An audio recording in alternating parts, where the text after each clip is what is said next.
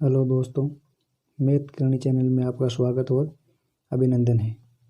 आज हम विकास के सिद्धांत का अगला सिद्धांत है मनोलिंगी विकास का सिद्धांत, उसके बारे में पढ़ेंगे।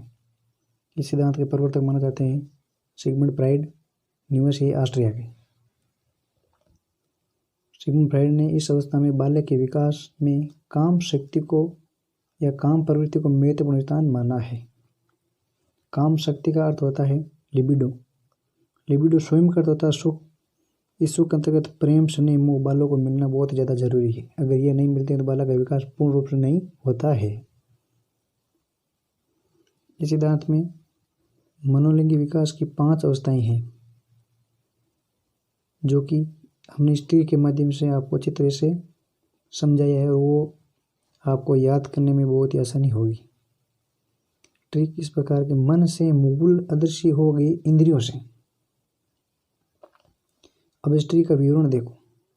मन मनोलैंगिक विकास, मुंह मुख्य अवस्था, गु गुदी अवस्था, ले लैंगिक अवस्था, अदृश्य तो अदृश्य अवस्था है ही, इंद्रिय यानी जनेंद्रिय अवस्था। अब हम सबसे पहले पढ़ेंगे मुख्य अवस्था के बारे में, जिसमें 0 से 1 वर्ष के बीच के बालकों का अध्ययन किया जाता है। मुख्य अवस्था इस प्रकार है। इसमें ये विकास की प्रथम अवस्था है। काम शक्ति का इसमें मुख माना जाता है। मुख से बालक क्रिया करता है, अंगूठा चूसना, नाखून कुतरना या चबाना। ठीक।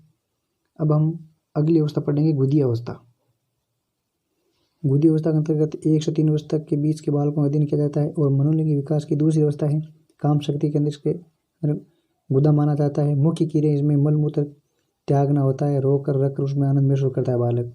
बालक इस अवस्था में जिद्दी, आक्रामक व धारणात्मक होता है। ठीक है। और इस अवस्था में बालक में प्रथम बार अंत्यद्वंद की अनुभूति होती है। इस प्रकार इस अवस्था में गुदी अवस्था में बालक का है वो विकास गुदी अवस्था में होता है। ठीक है। इसमें 1 से 3 वर्ष के बीच की अवस्था का अध्ययन किया जाता है गुदी अवस्था के अंतर्गत। अब हम अगली अवस्था पढ़ेंगे लैंगिक अवस्था। लैंगिक अवस्था में 3 से 6 वर्ष के बीच के बालकों में विकास का अध्ययन किया जाता है। यह तीसरी अवस्था है। इसमें काम शक्ति के अंदर जन्नांग होता है। लड़कों में मातृ ग्रंथि विकसित होती है और बालिकाओं में होती है पितृ ग्रंथि। मातृ ग्रंथि यानी ओडिपस ग्रंथि होती है और पितृ ग्रंथि होती है अलेक्ट्रा ग्रंथि। अब आप इस ग्रंथि को याद रखने के लिए हमने ट्रिक बनाई कि एक ओडी बाल, अलेक्ट्रा बालिका है। ओडी होता है ओडिपस ग्रंथि, बाल होता है बालिका, अलेक्ट्रा यानी अलेक्ट्रा ग्रंथि है, बालिका यानी बालिका होती है।